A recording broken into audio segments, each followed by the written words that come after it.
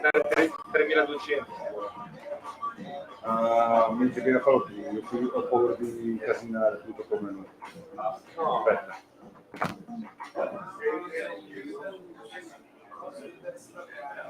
Super bellissimo. All right, so we got a black tea shot with coconut to go. Hey, you guys do the sound. Let me hear it, guys. Hare Krishna, Hare Krishna. It's good. Hare Hare. No. Michael Fronte, sing along. Rama Rama.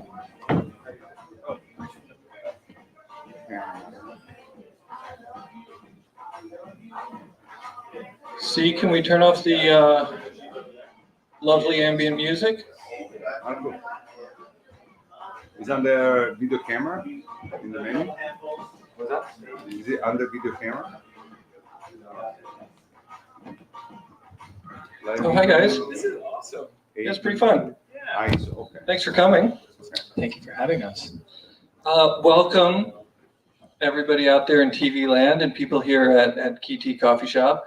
Welcome to a conversation about Kambo with Lana Baumgartner and Joe Mattia. We're really happy to have you. We throw conversations like this every month.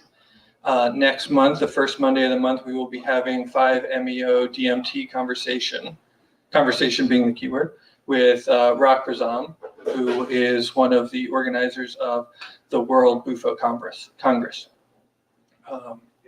That said, we're now here with you guys who are Kambo practitioners. You are the brains behind Psychedelic Times. .com. And what else?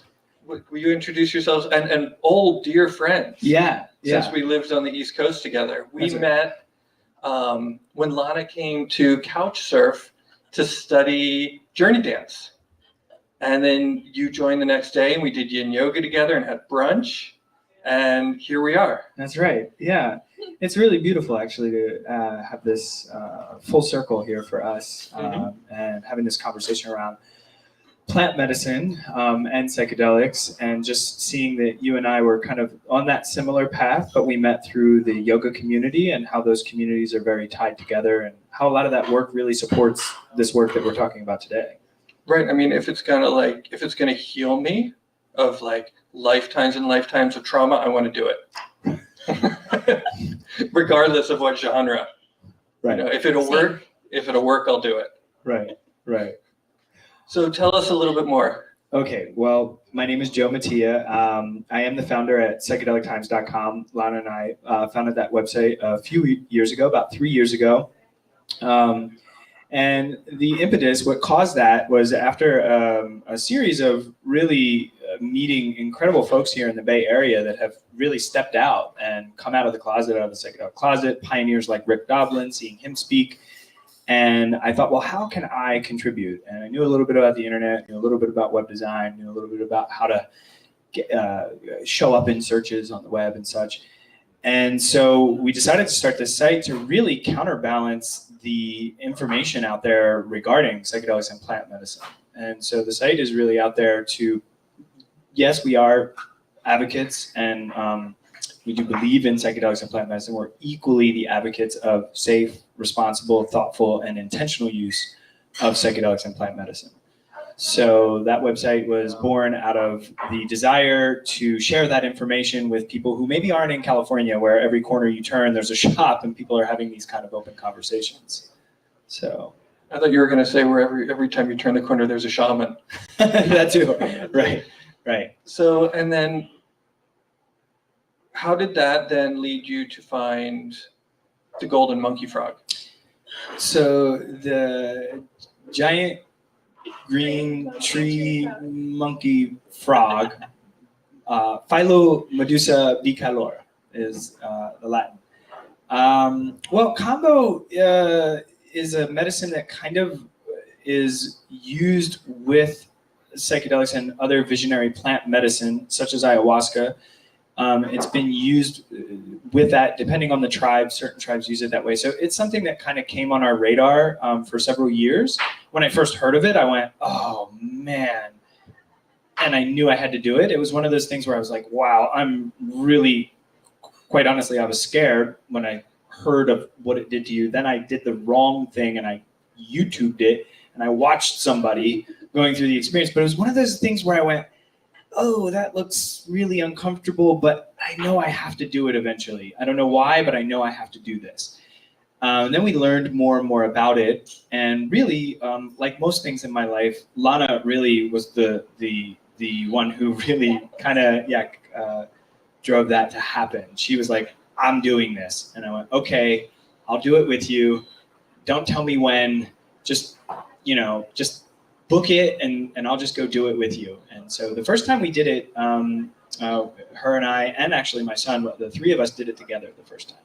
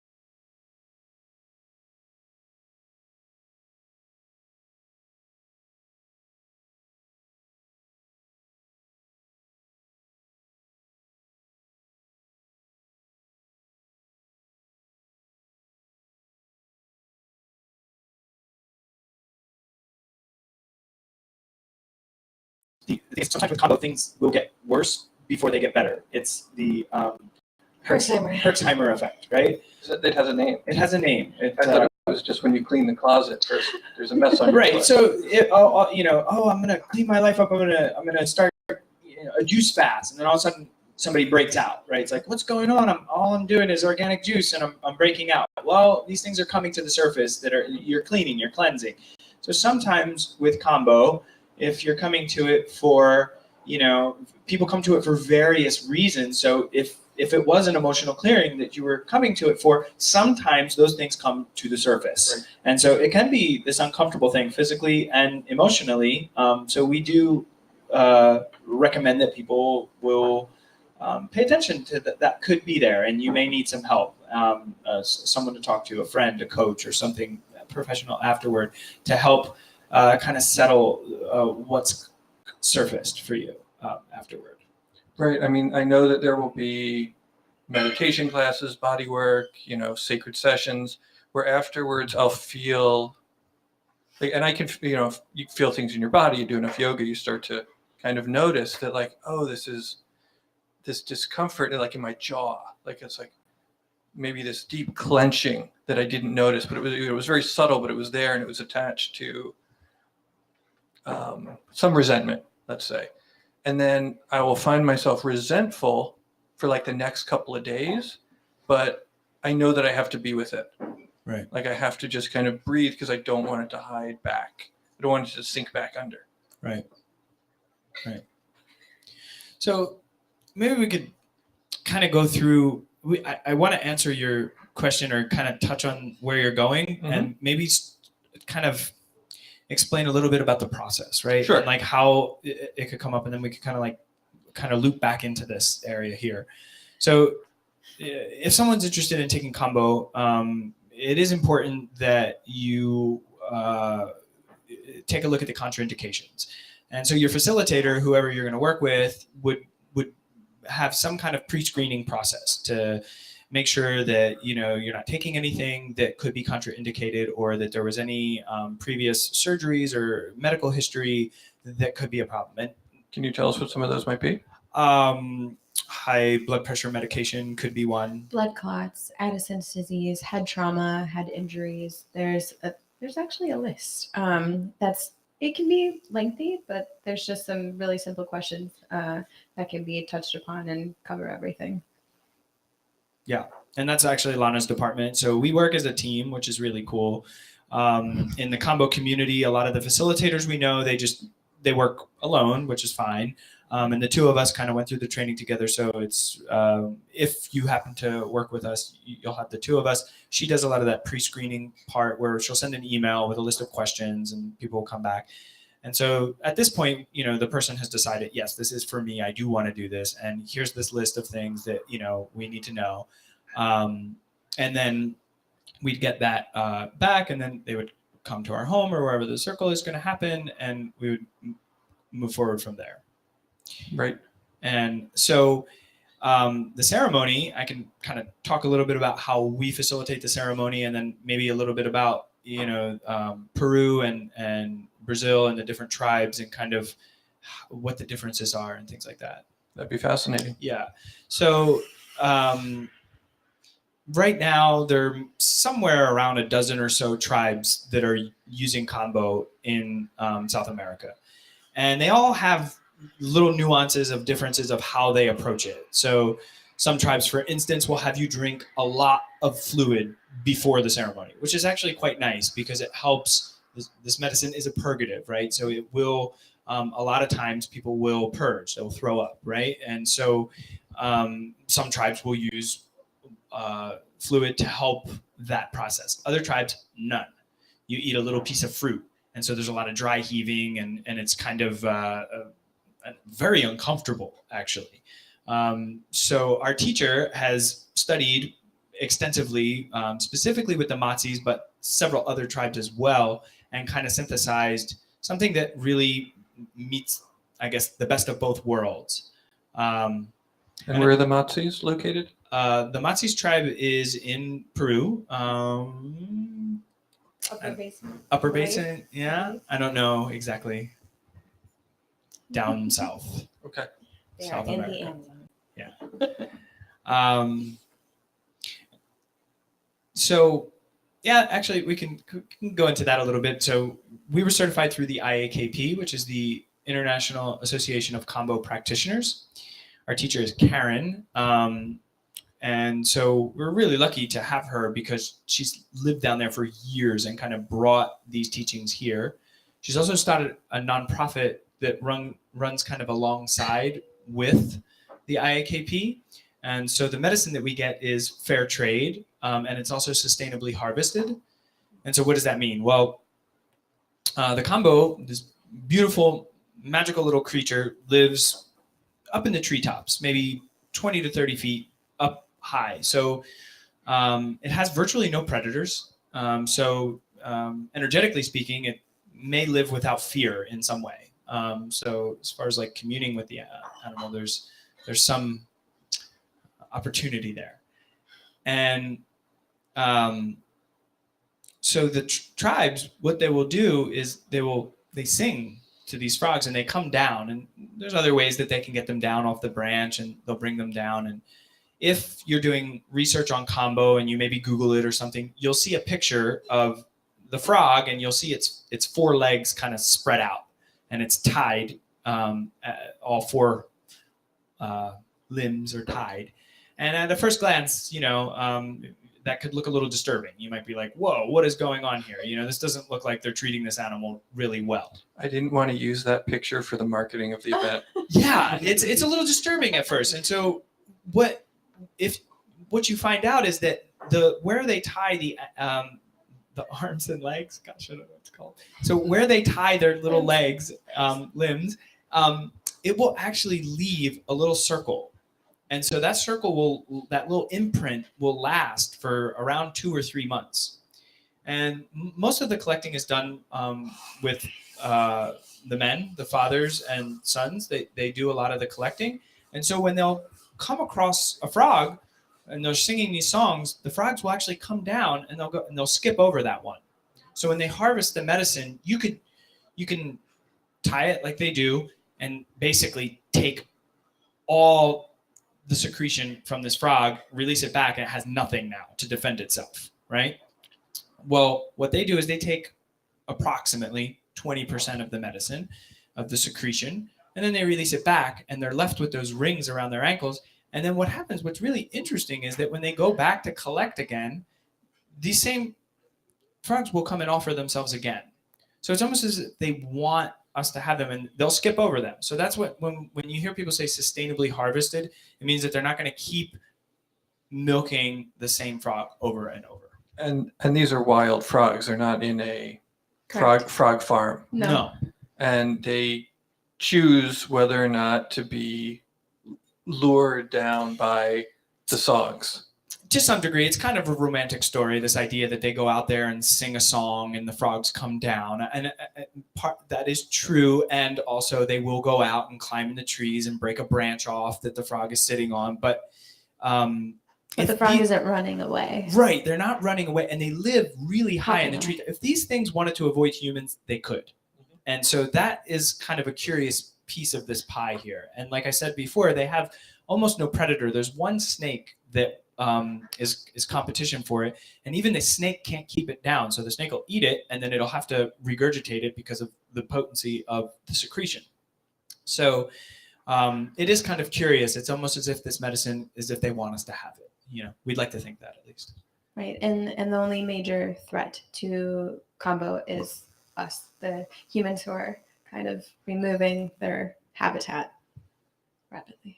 The destruction of the Amazon. Yes. Right. And so is that one of the things that this nonprofit is working on, is preserving the habitat as well? Sort of. It's really, the nonprofit is really just giving them what they want. So we have our ideals about what we want to give them. And then it's like, what do you guys need? They need t-shirts and pencils and uniforms, which is like, it's like uniforms, but yes, they actually want you.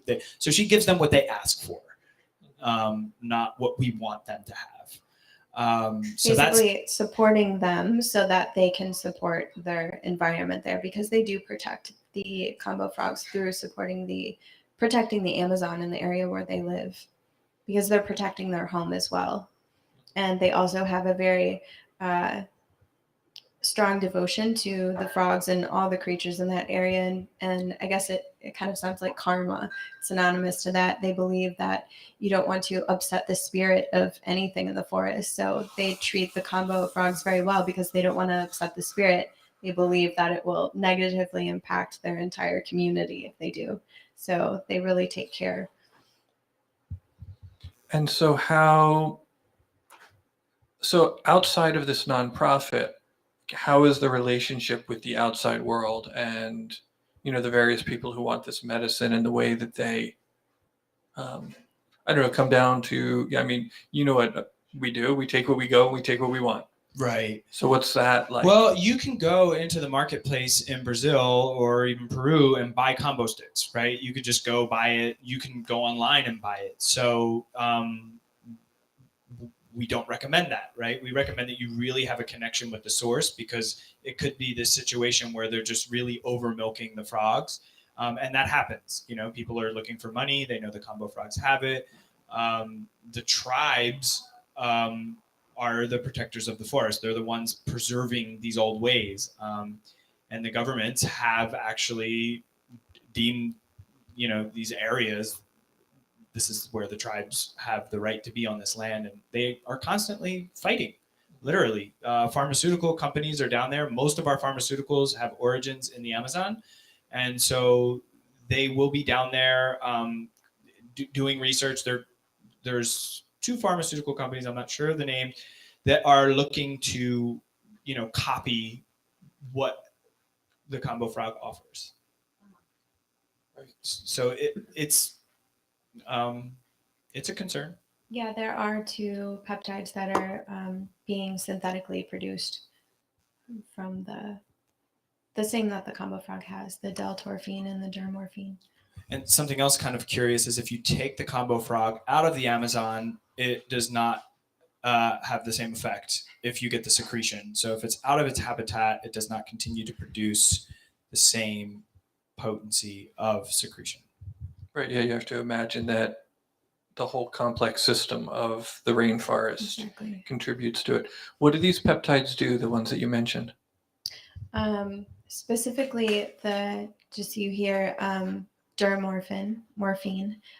It's an analgesic and it is a painkiller. So combo actually it's a painkiller. People have their pain is alleviated in some circumstances after receiving combo. There's 9, I believe, bioactive peptides that have been researched. And I could look down and pronounce them all, but they have very long, interesting. I can grab them if you want.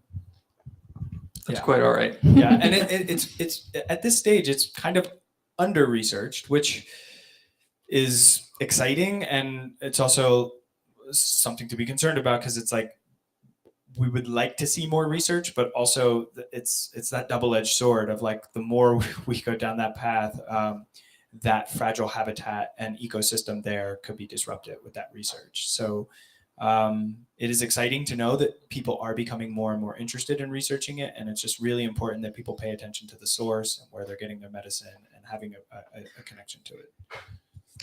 Right. I mean, we've seen the same thing happen with ginseng gets over-farmed.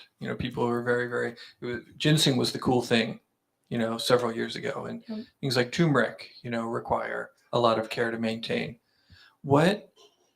And it's interesting because of its relationship to ayahuasca. So there's eyes on it that maybe wouldn't be interested otherwise.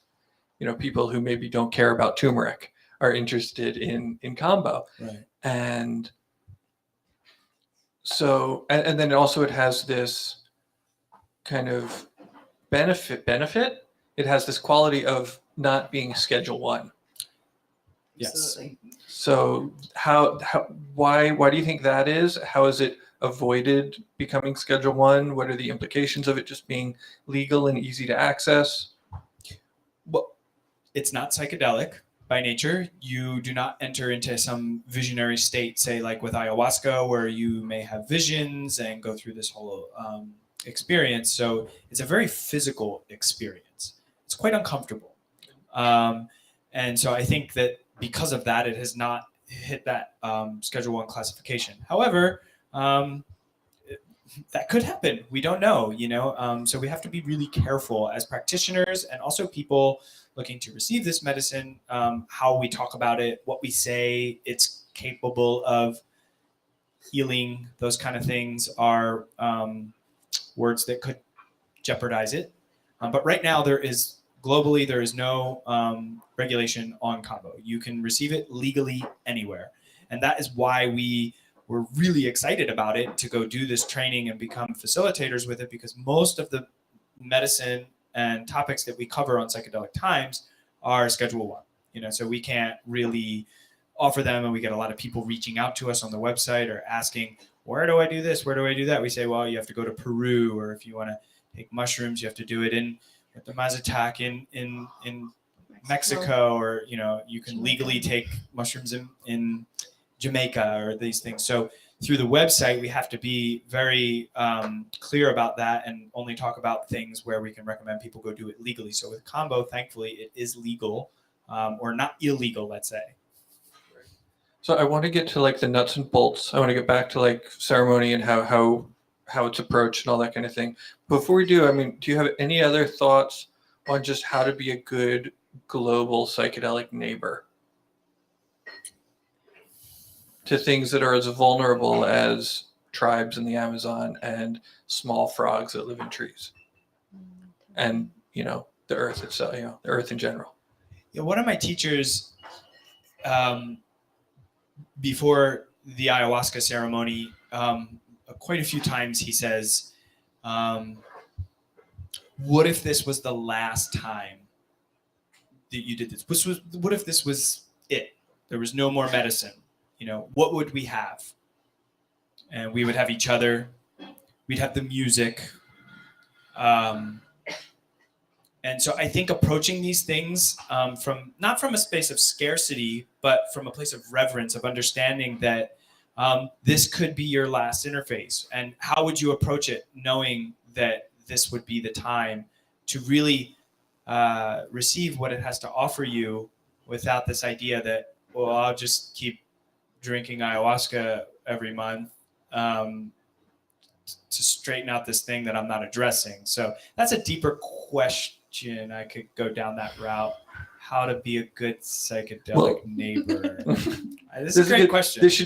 There's a article series on Psychedelic Times on being a good psychedelic neighbor. I like this. This is with Mr. Rogers with hello neighbor. Shipibo patterns. I'm feeling So here's the question. Have you ever had an experience where the Kambo, and maybe it doesn't work like this, the Kambo brings something up for you and you're like, oh, that's the thing I have to change in my lifestyle, and then you don't do it because sometimes we don't do it. That's right. And then you go back to it and hope that it forgot, but then it didn't. That was my experience. Yeah. Mm-hmm.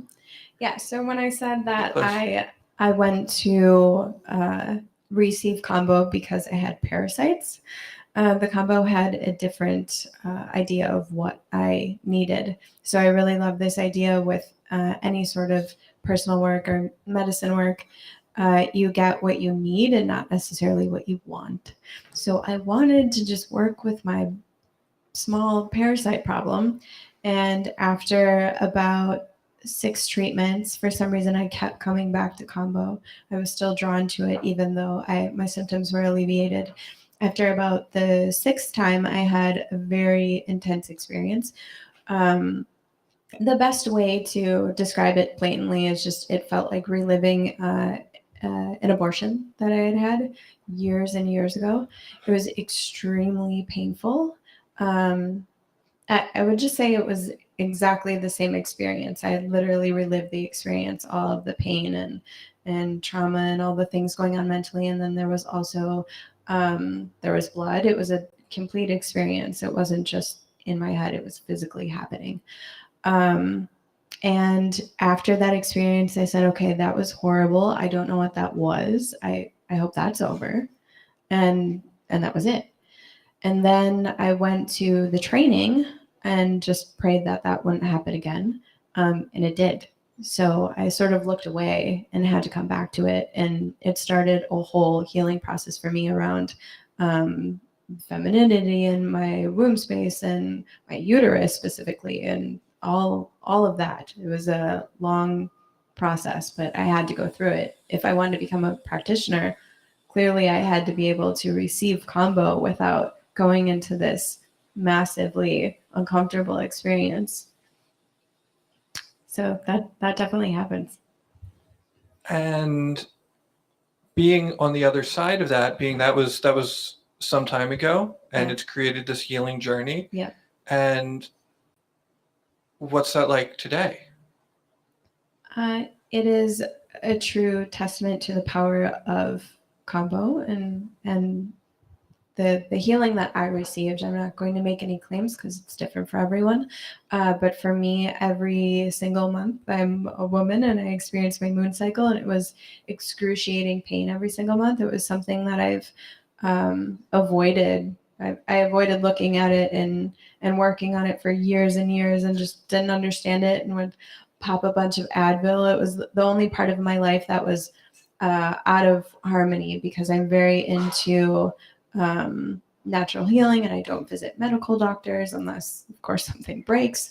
So that one part of my life really, it didn't feel authentic for me. And Kambo helped me put that into balance and put it into perspective. That's something I needed to look at. It was a real issue. So I don't experience those excruciating cramps anymore.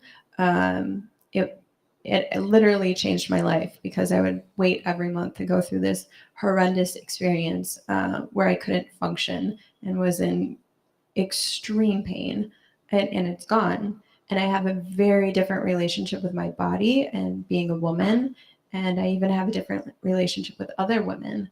And it's more of the feminine is sacred, and I hold that in a much different light now that I've gone through that experience.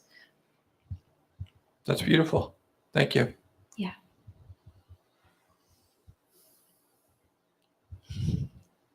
Do you mind if I just take it in for a moment? Yeah. That's lovely, because I care about you, and that's very, very sweet. So that said, that that's evocative, and I can see how that would make somebody be willing to go through that gauntlet, to get to a place of greater integrity, and of we are constantly talking about raising the vibration and things like that, and I'm sure that I'm not the only one who has sometimes found a low vibration in the body somewhere that needs to be brought out through, again, any means necessary. So then, that said, how does one prepare to be a good recipient of Kambo?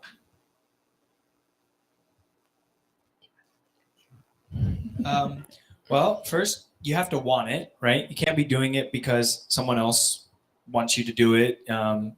We've definitely got phone calls where it's been like, my husband needs this. It's like, okay, well, have him give us a call. That happens a lot. Yeah. And in this case, it was like, she went on that path to have it. And then I realized, oh, there's a big healing here for me. But yeah, how to be a good recipient is to, like most things, surrender, lower your expectations, trust, really trusting yourself. And I mean, this goes with any psychedelic or plant medicine, really having a deep trust in yourself that you're in the right place at the right time, that you're meant to be here. Trust for Earth, Mother Earth, and the Amazon, the most biodiverse place in the world, which is home to this sacred medicine, several sacred medicines. So I trust Earth. And in circles and in ceremonies, I kind of give this little talk here for people before, because when you get into that uncomfortable space, when the medicine gets on you, and it happens pretty fast, you come back to the trust. And so a lot of people go, why am I doing this? Take the points off, right? We can talk a little bit about the logistical thing, but some of you take it off, I'm done with this. And so you have to have a deep trust in yourself and in the planet. And that these things are here for us for healing. And a lot of these tribes have been working with these things. I mean, I'm not sure exactly about the timing on Kambo, but ayahuasca predates Buddhism as far as I understand. So some of these practices are very old. And so traditions are things that we in the Western society don't necessarily it's not common for us to put ourselves below a plant, right? So that is something to think of, like asking permission. Like, how do you even do that? What does that mean? You know, you hear this from shamans or facilitators to ask permission, and I think it's being humble and understanding that this thing is kind of being offered through nature and Mother Earth to us, and to take a moment to just say, okay, thank you for this. And something that I offer in the ceremonies is to say, well, what is your intention, or, you know, what are you wanting? And then what will you give in return for what you receive? And it doesn't have to be something physical, but what will you give for what you receive? And it could be a smile. I mean, it doesn't have to be physical. It's whatever comes to your mind whenever you hear that. But to be a good recipient, I mean, on a very practical level, get some good rest the night before. You don't want to eat 12 hours before. Now I'm taking it in a different direction. Those are more like very practical things That I'm sure people want to hear. need to know. Yeah, and your practitioner, should send you information on that beforehand. That should all be, understood. You don't want to eat anything the morning of, because you technically could eat a meal and take Kambo. It would be extremely uncomfortable. So you really don't want anything in your stomach. So we tell people to fast for at least 12 hours. We typically hold circles in the morning. So that way you can have your last meal 8, 9 o'clock at night. And then the circle will be around 10 a.m. or so. By the time you get the medicine, it might be 11 a.m. That's plenty of time for you to have moved. Coffee's cool though. No. So, and people do it. I mean, but, and so, you talked about this, like, kind of Kambo gives you a message, and then you, what I find that people get from Kambo is an opportunity. In NLP, one of the first steps is a pattern interrupt, right? So if you want to make a change in your life, sometimes you need a good pattern interrupt. And that can come in many ways, right? It can come through a, near-death experience, right? It's like, whoa. And then all of a sudden you start living a more meaningful life, or, all of a sudden, your partner leaves you, or whatever this like dramatic thing. And that's why people come to psychedelics and plant medicine, is to break the pattern. And I think that Kambo offers that for people as an opportunity to use the medicine to maybe break the habit. Maybe coffee, maybe not, depends on your relationship with it, but whatever it may be, you want to change your diet, you want to do something different with your daily habits, you can use Kambo to break that pattern. And then after that, you would want to maybe move into some kind of coaching or have a plan to utilize that window now that you've broken that pattern. To create new patterns. To create a new pattern. What is it? What does Yogi Bhajan say? Something 21 days. To make or break. Yeah. A new habit. 40 days, 21 days for something, 40 days, you've got a new lifestyle. Yeah. Just do things consistently and you get results, but sometimes we need help from the plants. And, sometimes people think of that as like, oh, is this a shortcut? And that comes up a lot with psychedelics too. Are these shortcuts? And a good friend of mine says, no, these are like the information superhighway. It's like, this is access to things in a more direct way. These aren't shortcuts. These are plant allies. Right. And at the end of the day, you still have to, at the end of the day, or when the sun rises, you still have to live your life. That's right. Right. Yeah. Because you can go right back to the, compulsive eating habit or whatever it is that you were trying to work. I mean, you could literally go to it that very day. So it's all there and available. This is one of the more frustrating things that I see. People come with, and one of their biggest frustrations is, I was doing so well for 6 weeks. I was really in line with what the medicine taught me for about 6 weeks. And now, my partner says, it's like you didn't learn anything. And so, developing the wherewithal to carry it through. Right. So what are some tips on that? Well, you had something. No, go ahead. Okay.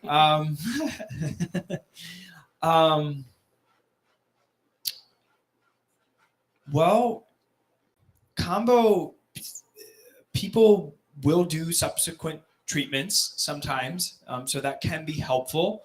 But I think this kind of comes back to like personal growth, personal development is having a plan, having something in writing about what you want, what you're going to do is really powerful. Perhaps sharing it with one or two close people that can hold you accountable to the things you want to do. And this is kind of more down the coaching path, which, I know you're a coach and we both. I know you're a coach. Right. So this is an area of things that I'm not actively coaching people, but I have in my life. I've done some life coaching, some health coaching, and some recovery coaching throughout the years. And having a coach is a great way to provide continuity in what you want. All the top athletes, I mean, if we just look at that in a really simplistic way, they have a coach. So that is one way that I think can be really helpful. Also, community, I think, is something that is really important with psychedelics and plant medicine. Back to this thing that the facilitator says before is, what if we never were able to drink the ayahuasca again? What if this was the last time? What would we have? We would have each other. And I know that not everyone's in California, and I know that not everyone gets to turn every corner to meet someone who's had a psychedelic experience, but community is really important, to have people around you that aren't judging you, that understand what you've gone through. So finding your local psychedelic society, and if you have to find it online, that's fine, but really finding people that you can sit down with face to face, I think is a way to keep yourself on track. Right, because it can be the work of sitting in the ceremony is very glamorous, but the work of remaining accountable to the lessons of the ceremony is a little bit less so. And we do. It's not so sexy. It's not sexy at all. To be like, yeah, I have to do this thing again. I have to not do that thing again. Right. And yeah, and I know like everybody's had help throughout history. Like nobody who you've looked at, has been an island. Right. Some people come to us. We've been facilitating for about a year and a half now, and we have some people that come, and I suspect, this one woman I'm thinking of in particular, she is working through some pretty serious medical issues, but my intuition says that she's coming for the community, that the little microcosm of the community that we have around the Kambo. So we do offer private sessions, and they're very powerful, but we really, really actually lean toward having people come to a group circle, because there's a big healing in the group that happens, and we all learn from each other. I think the Jungians call it a transpersonal space. That's right. Yeah. And sometimes you need that one-on-one for deeper work, but we'll a lot of times really steer people toward coming to the group, especially when we have someone who goes, I only want to do it one-on-one. It's like, well, maybe the group would be good for you. And we obviously have to speak to that individual and find out what's going on and why they're in that situation or circumstance. But a lot of times people trade phone numbers and they support each other afterward. And there's a beautiful sharing that happens. Right, because it's interesting that these sorts of, there was a time when it was just the hippies that were getting high. And now what we find is people, regardless of externals, regardless of lifestyle, and profession and other interests, are into this. And it's really nice in a world where, the internet wants us to be in a bubble of like-minded people, to click the right links and all that kind of stuff, to have friends that you can share something so deeply with that the externals matter less. Sure. Yeah. Yeah, absolutely. So I'd like to mention a little bit about our training. Cool. I think it's worth mentioning because I found it to be, and I categorize Lana and I as personal development junkies. We live this life. We've been together for 10 years. We hit the ground running when we met. We've done numerous yoga trainings, tantra trainings, breath work. I mean, it just goes on and on and on. And this training was, in my opinion, one of the best trainings I've ever done. And the teacher did such a great job of not rushing it in any way. We were there for 2 weeks. She could have jammed it into 1 week. She could have, but she made it 2 weeks. And she allowed this whole idea of there's no stupid question. It takes people a couple days to feel comfortable to ask stupid questions, what they would perceive as a stupid question, or, to feel comfortable enough to just throw shit out there.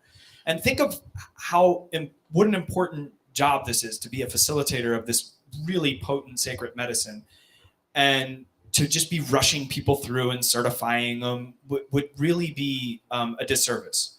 And she could be doing that, and she's not. And the IAKP is not. They're really, not everyone graduates. Not everyone gets a certificate. There's a major discernment. It's not, some of these yoga programs, right? It's like everybody gets certified. Everyone goes home. It's really good to note that, because it wasn't some like cookie cutter. Okay, you went through the training, good job, you're done. You can go serve Kambo now. No, she's actually looking to see if you can really serve Kambo, and if you can't, she says, "Hey, I don't think you should be doing this, or this doesn't really make sense for you." I had to leave myself because of that whole experience. She's like, "I don't know if you can serve Kambo right now. If when you receive it, you're going to have to roll around on the floor and cry and scream for an hour. That doesn't really work." So I had to come back. So I think that was a really good testament to this training. It's not like, right, stamp, you're out. Yeah. You can continue. Yeah, I mean, you should kind of elaborate on that a little bit. So you were... Yeah. So during the training, in the middle, there's something called a 3x3, which means that all of the practitioners will receive Kambo 3 times in 3 hours, which that adds up to quite a few points.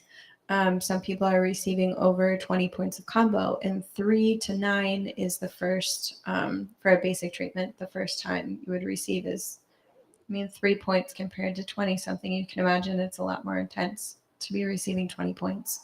So during the 3x3, I received just below 20, actually. I had a low number because of this situation. And prior to the 3x3, I had this message. Maybe it was just overwhelming fear. I'm not really sure exactly.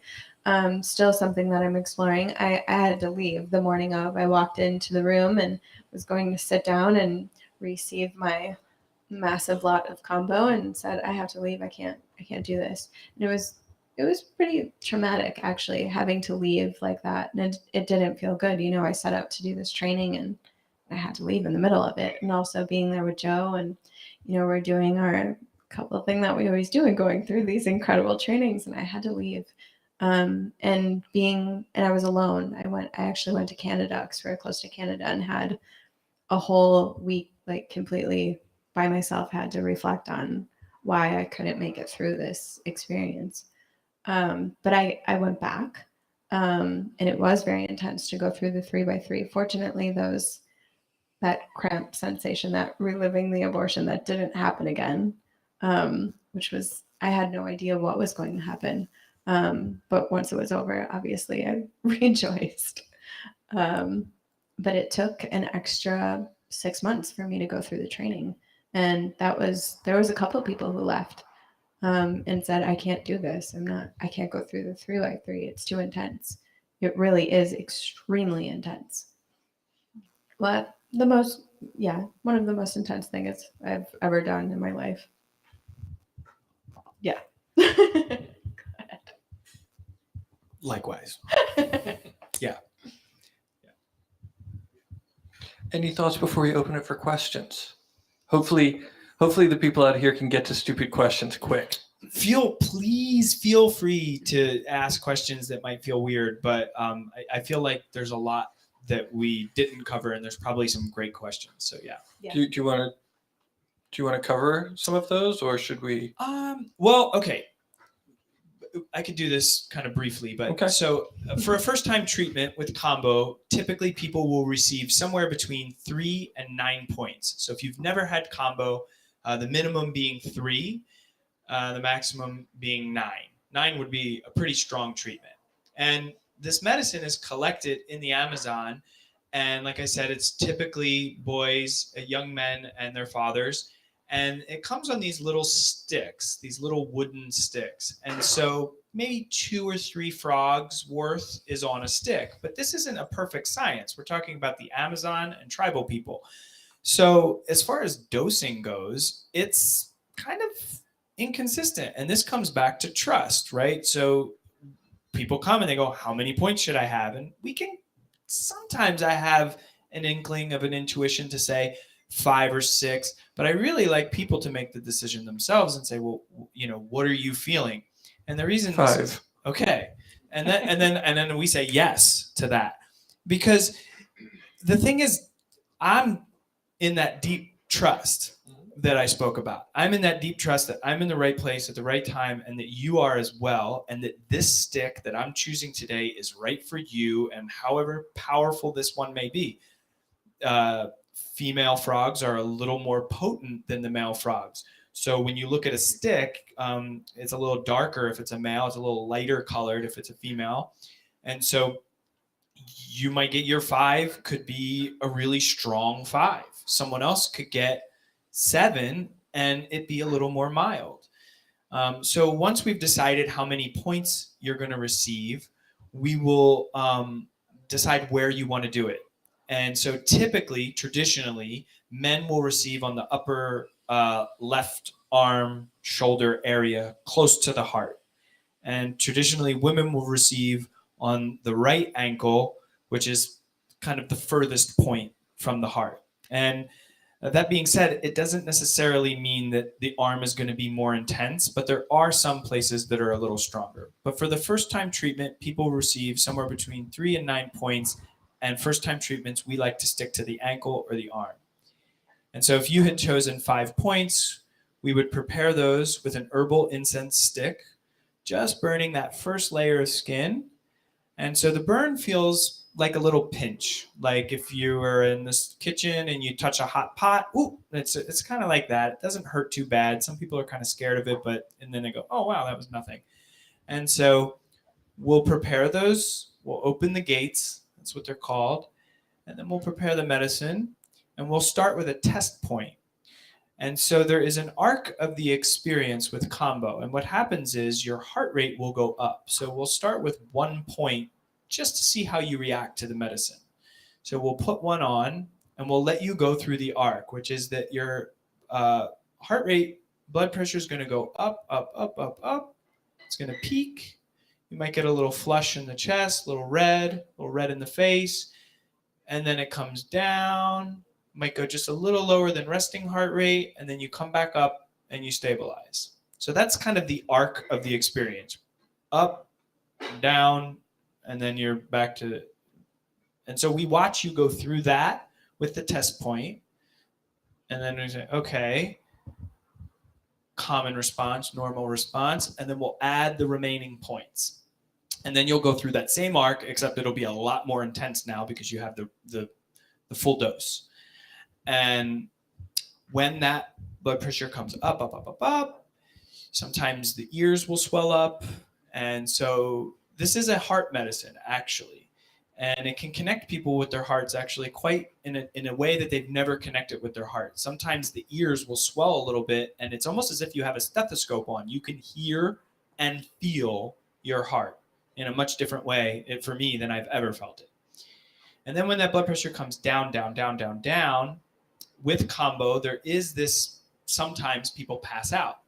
Feels like you were gone for 2 hours, 3 hours. Really, it's like 10 seconds. And so it's not every ceremony, but not uncommon for people to pass out at that point. And if that happens, we're both trained in it. We get you over on your side in recovery position, and then we get you to sit back up. And so through the experience, we're really encouraging people to sit up and really keep the spine straight. Prana, chi, life force moves through the body when you have a straight spine. So in our circles, we're encouraging people to sit up as much as possible. If you can't, no shame in that. You can lay down, that's fine. But we really do encourage you to sit up. So if you happen to pass out, we get you back up, sitting up, or leaning you up against the wall. The experience in the medicine stays on for about 20 to 40 minutes, and then we remove the points. And in that part, I'd say the hard part, the most uncomfortable part, can last 2 to 5 minutes. And beyond that, it's really just this uncomfortable, there's like nowhere to go. It's not like ayahuasca where you're in this visionary state. It's a very physical discomfort. And so this is a rites of passage medicine, and there's no free lunch with it. It's a hard one, and it's uncomfortable. And typically afterward, people feel great. And there's something really special with Kambo. I call it the Kambo nap. And if you're in a situation or a circle where that's available, afterward, when we remove the points and you get to lay down, you can go into this shavasana, and it's deeply restorative. And we've seen people just come out of that transformed, even just 10 minutes. And so if you have an opportunity to get that rest, it's really nice. And I just thought it was important to kind of like give that as a reference point for everybody of like what the experience looks like. Sure. Anything? I'll let people ask. There's so much. Yeah. Okay. Are there questions from the audience? I'm going to come over here. Nobody raised their hand. Oh, I do. Okay, great. I'm going to trade mics with you.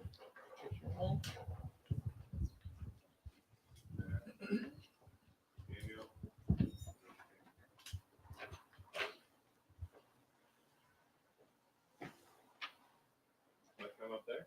Yes, please. Oh, good to see you. Yeah, good to see you. Hi.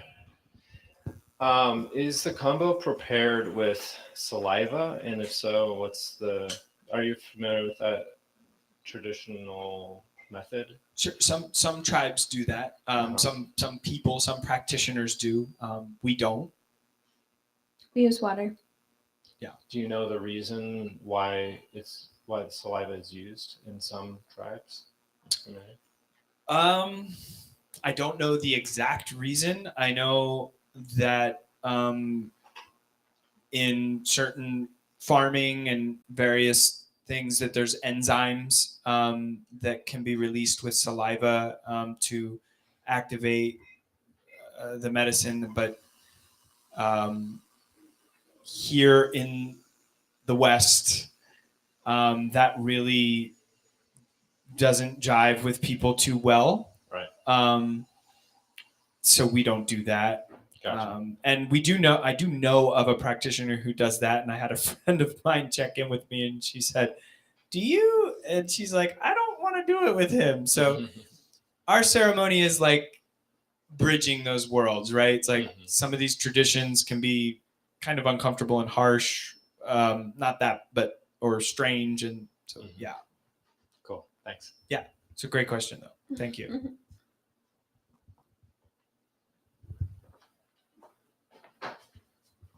Hello. Hi. I have a couple questions. The first is Kambo dangerous to give to children?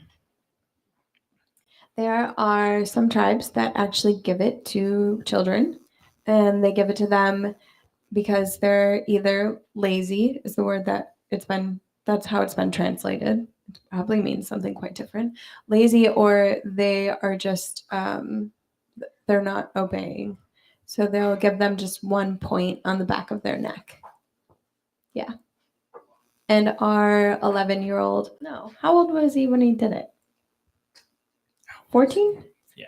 14. Our 14-year-old came with us the first time.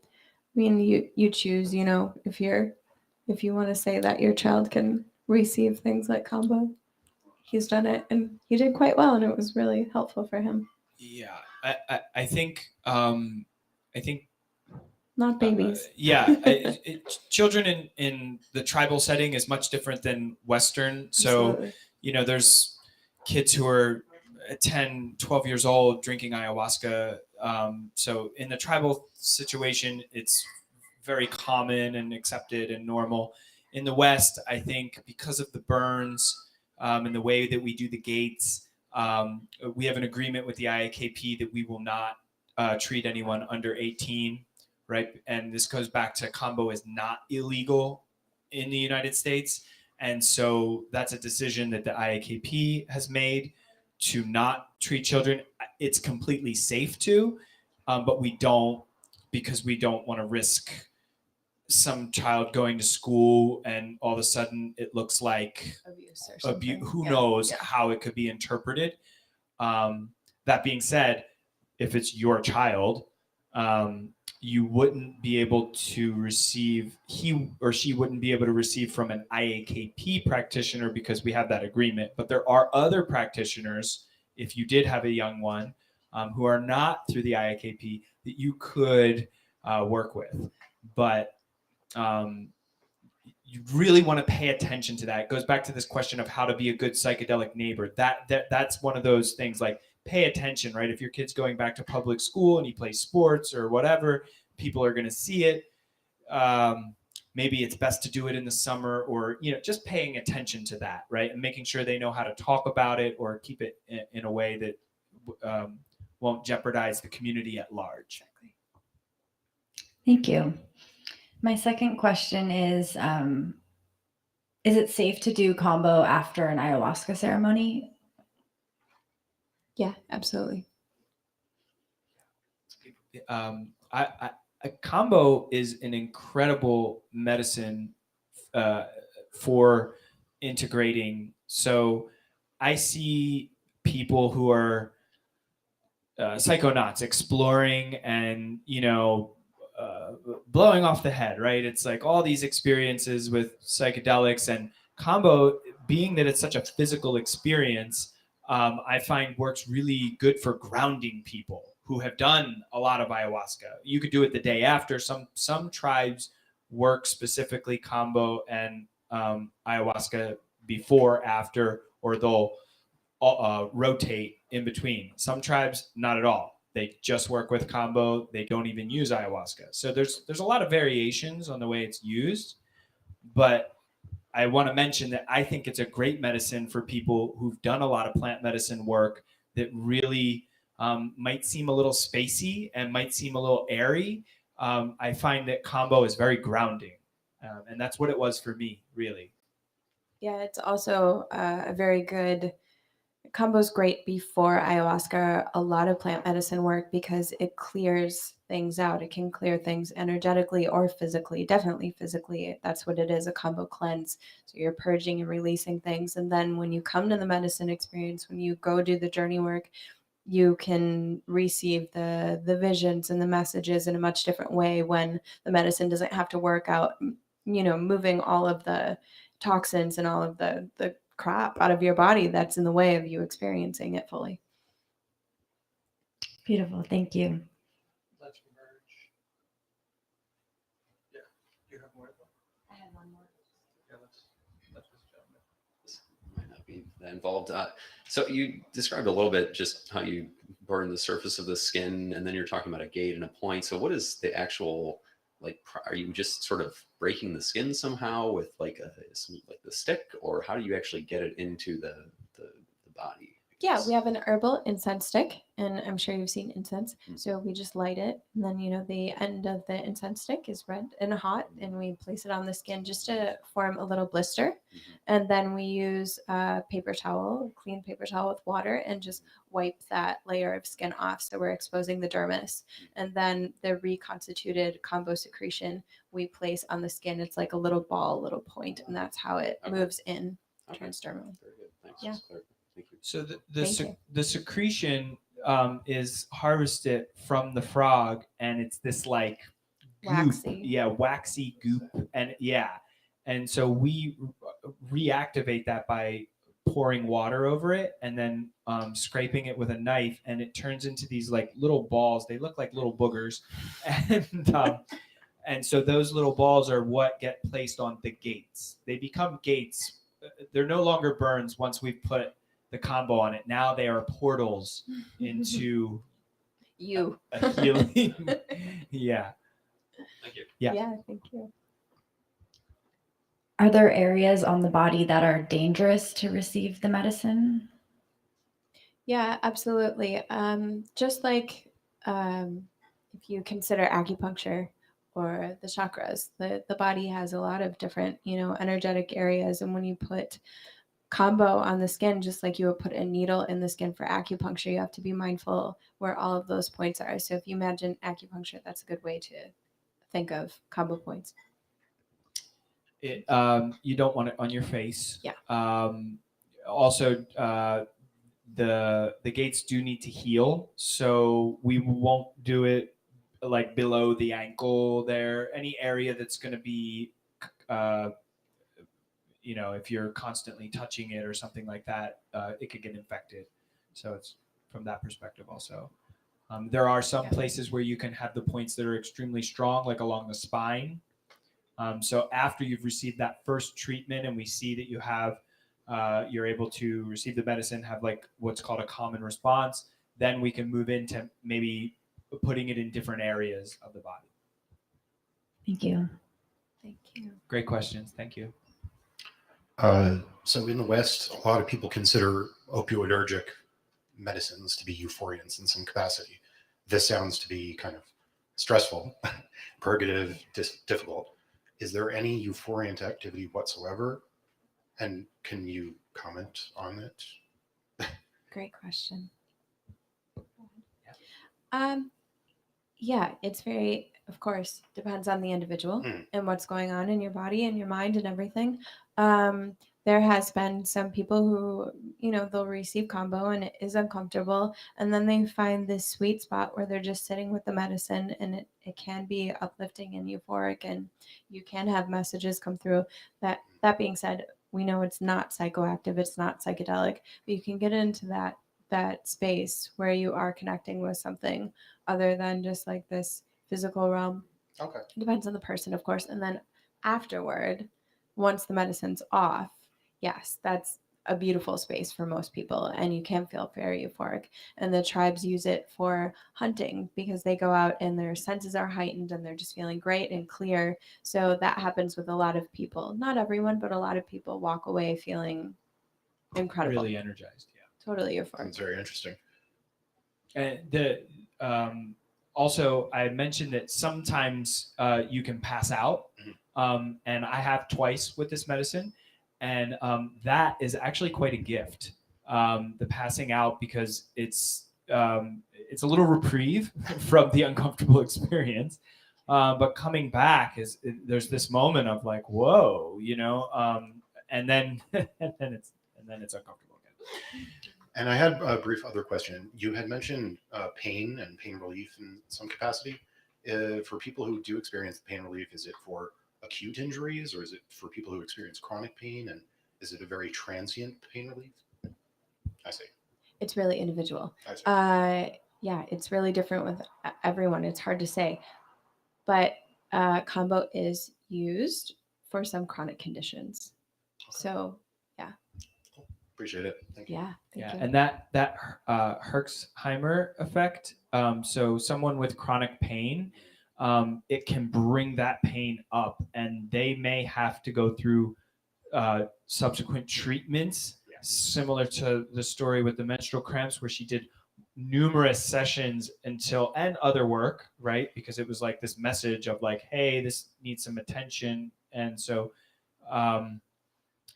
It can begin a healing process, not just with the Kambo, but sometimes subsequent treatments, the pain goes up, up, up, up, up, and then all of a sudden now this person is getting relief from each treatment. But in the beginning can be deeply uncomfortable. And that is something that we really try to stress to people, is that this could be really uncomfortable for a little while.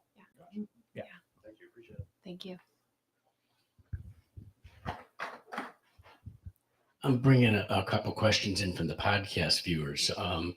Two of them came in related to cancer. One was colon and one was breast cancer. Any experiences with working with that? And then a second question was the active ingredient.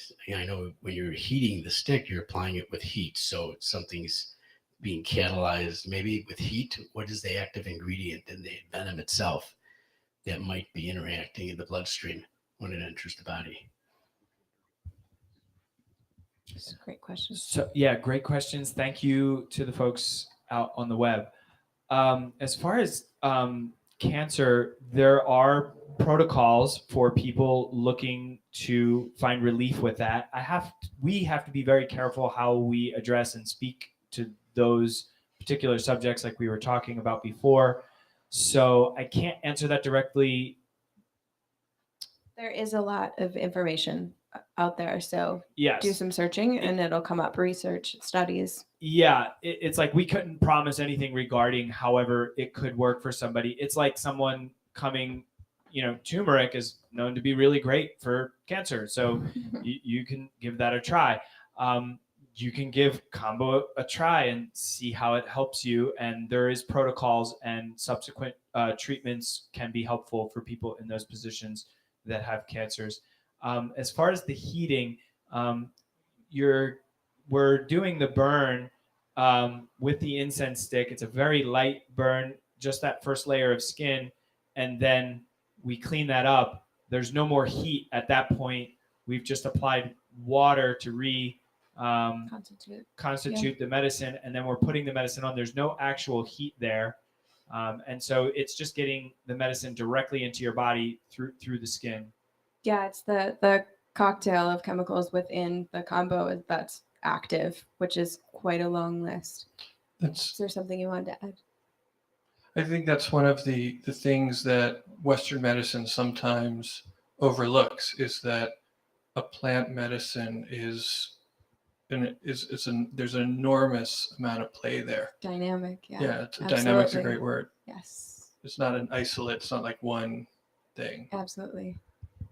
Just a follow-up thing. Just the curiosity was about the active ingredient in the venom itself. Do you folks know the chemistry of what you're? Yeah, I would have to literally read it because I'm not an expert on all of the terms, but there's a lot going on there. It's a chemical cocktail. It's quite complex. Is it hitting any neurotransmitters, or is it riding in the blood? Yeah, those neuroactive peptides and bioactive peptides is working on. Yeah, there's a lot going on.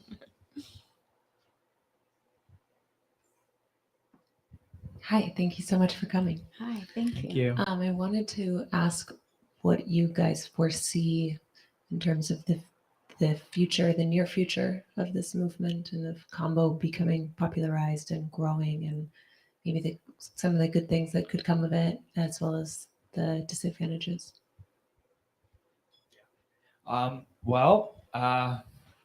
when you first said it, I went, oh, like I got a little bit of a flutter. I think just psychedelics and plant medicine in general is really exciting and really a concern as we approach the mainstream. And that's a big conversation in the community as it's becoming more and more popular, is how to really preserve the traditions, provide access.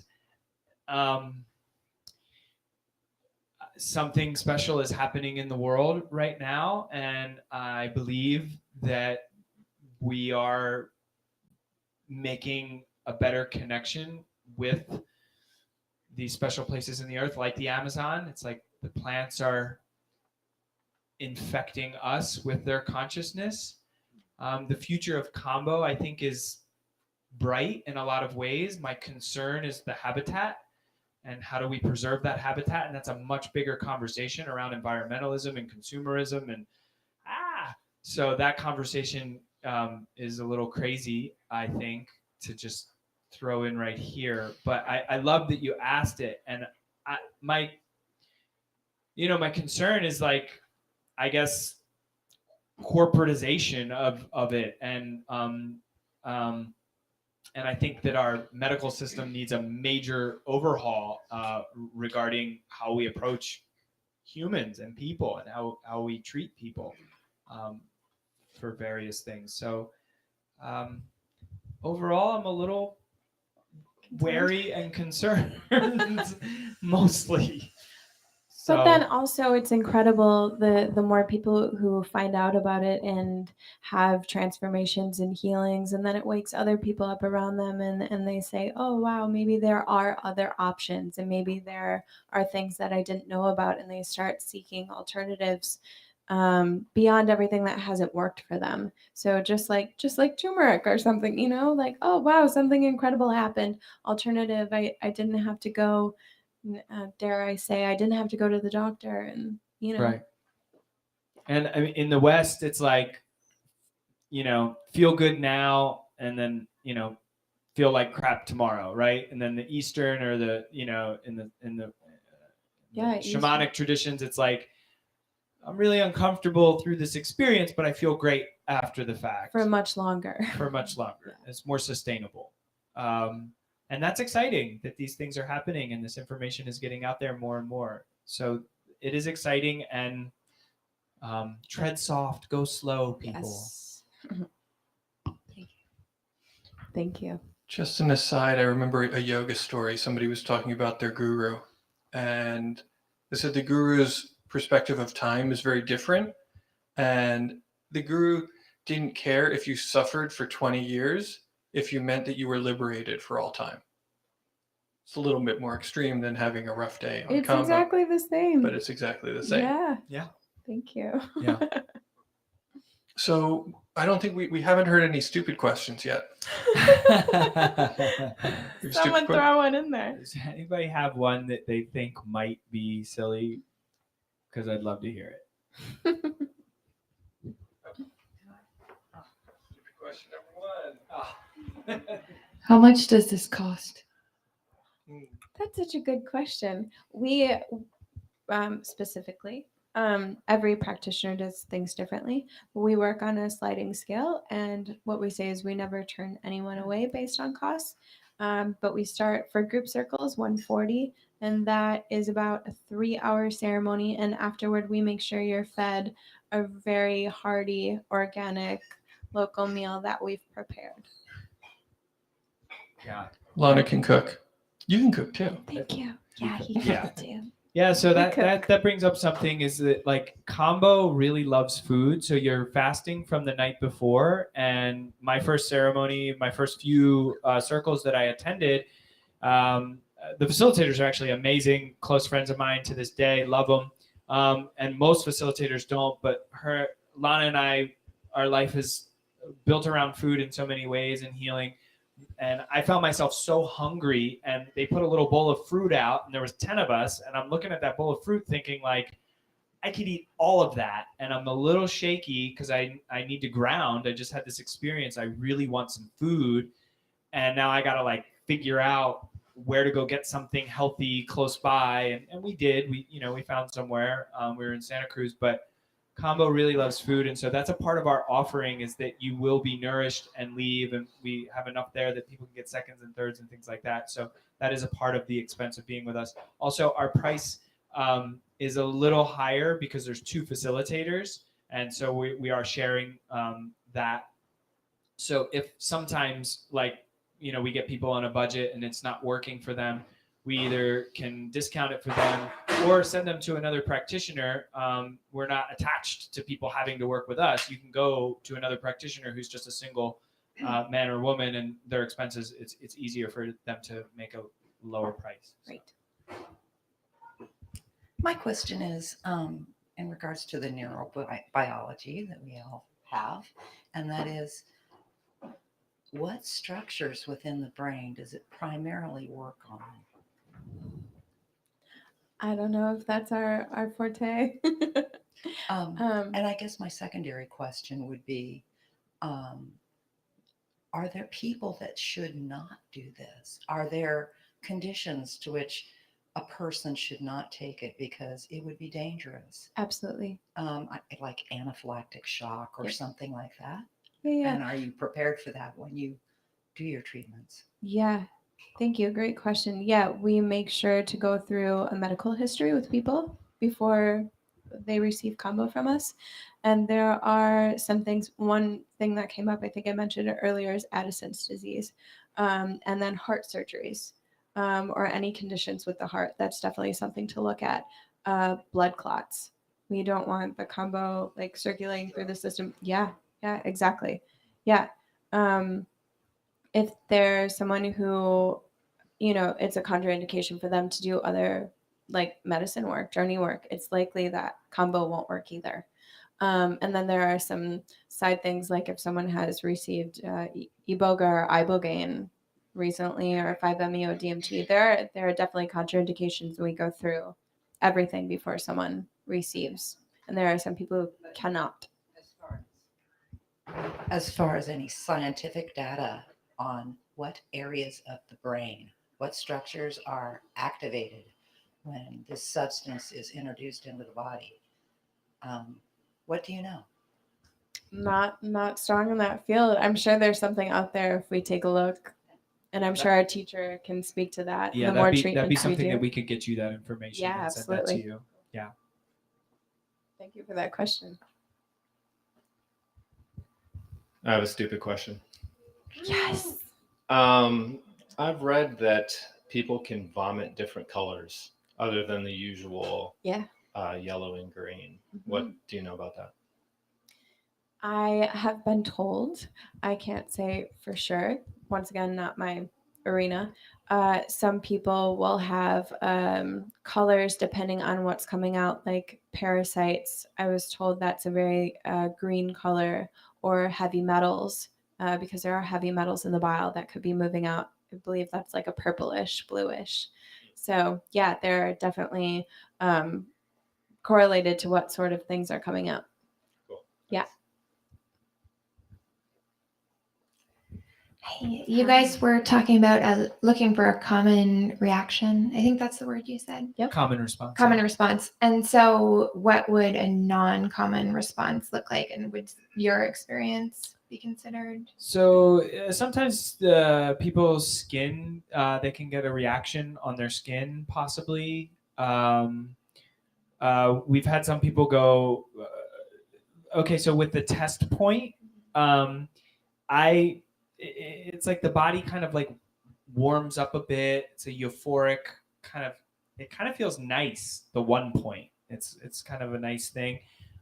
Sometimes people get that 1 point and they go, not for me, not doing it. I mean, the other day she had someone and they were purging on 1 point. That would be kind of an uncommon response. So what we're looking for, what I'm watching for, is that rise, that peak, and I'm watching and feeling you, and we're really paying attention with new people on how they're responding. And so sometimes I'm watching, I see the ears get red, I see this like flush red come in the face, and then then all of a sudden they get a little pale, and then they normalize. And so that's kind of like that arc that we see people go through and we're looking for. And then at some point, if you're not having that experience or you're not feeling it at all, sometimes we'll decide to put more points. Say you chose 3, we might either flip them or add more points. One thing is coming up. Some people, it's very rare. I actually have never seen it, but I've been told that some people can have a rash form like pretty quick after the test point. If we see that, then perhaps it's not the right time to receive combo because the body's having that sort of reaction. And then also swelling is normal, but some people swell more than others. And with the test point, if they swell a lot and it feels difficult to breathe, they'll still be able to breathe. But if it feels very laborious, then also maybe not the right time for a combo. Yeah.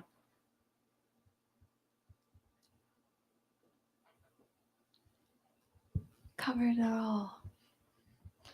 Does anybody, here's a thought. Does anybody have like a testimonial? Has anybody here had a combo experience they want to share? Okay. I have a short one. Yeah. Nice.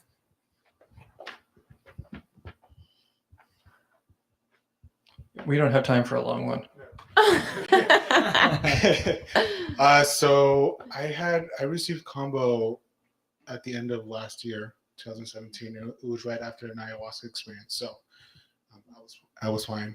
But but I definitely I'm not really sure what it did for me because it was between 2 nights of ayahuasca, so I think I was really more focused on the whole ayahuasca experience. So I'm curious to go back to Kambo and just seeing what it does on its own. So and that's just my short. Thank you. Thank you. Thank you so much.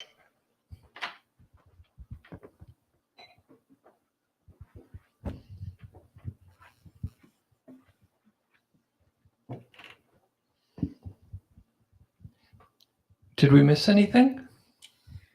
Well, there is one thing that I kind of it comes up a lot when people reach out to us and ask about Kambo. There's a lot of information floating on the internet around 3 treatments in a moon cycle. You may have seen this. It kind of is out there.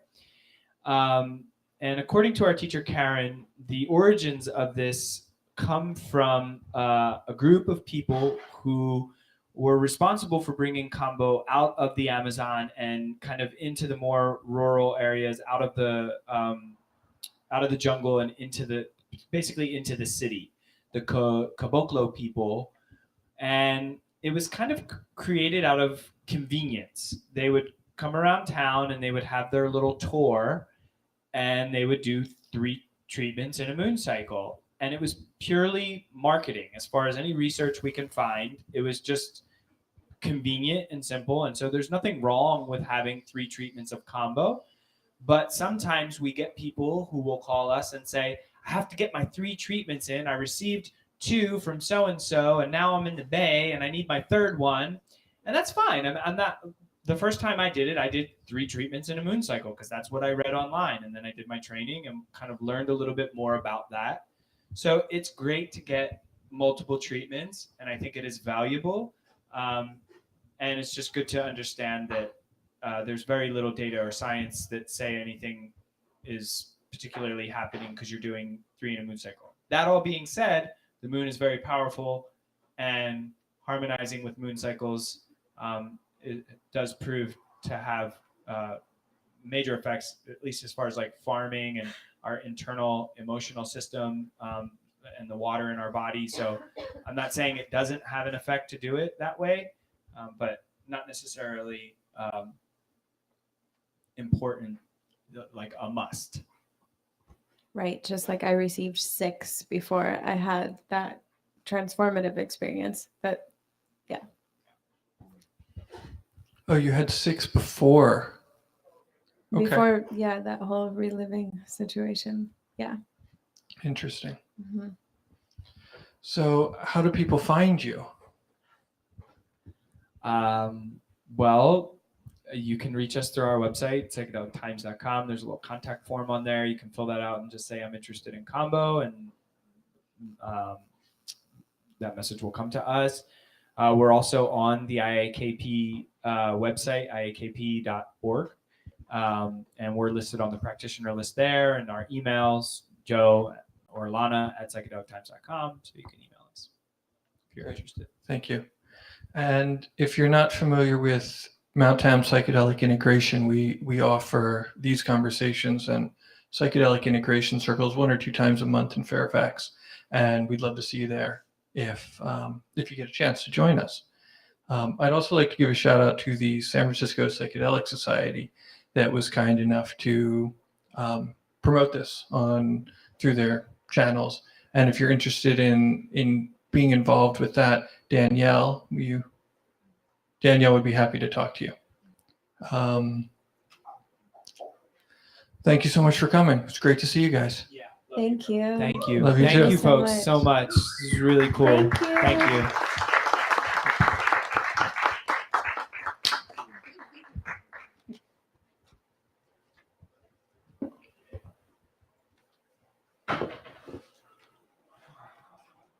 Yeah, I just want to give thanks to you guys coming down here and using our place. We're really honored to have you. You guys are welcome to stay as long as you'd like. We're just going to hang out, have conversations. So thank you. We love you. Thanks Yes. for having us. Thank you. It's a real honor to be up here on this stage. Thank you. Seriously, I've been coming here for a couple of years, and this is really cool to be up here in this way. So thank you too.